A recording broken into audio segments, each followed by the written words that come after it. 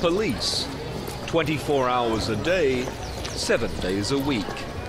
Since last December, that's what can be seen in this slum in southern Rio, the first to get a permanent neighborhood squad of 120 officers. Their main challenge is to be accepted by the 6,000 residents, to make the favela forget the bullet holes of past police strategies that called for heavy-handed incursions with all guns blazing. To help soften the image of the new approach, it's a young woman who leads the unit.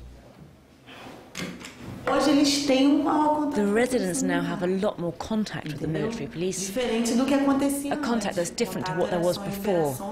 Then the police invaded the favela and they took all the criminals and those with police records to the station. That's all they knew about the police, that and what they read in the press. Yet it's difficult to change the image of the police when the police themselves act like cowboys when on patrol in the favela.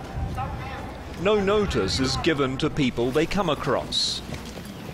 No word is spoken either when they search this teenager.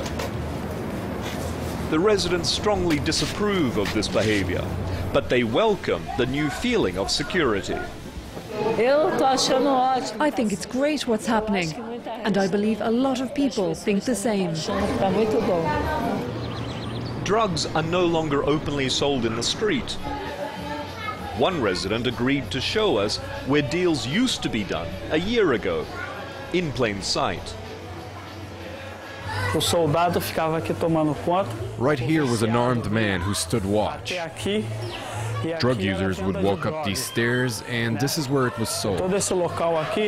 Everywhere in this area there were dealers, and all the residents passing by had to put up with it. The place is now a children's playground.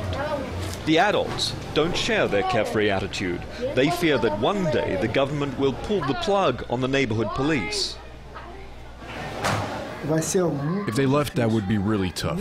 Really tough. You know, we would have a worse war here than those currently happening in other favelas.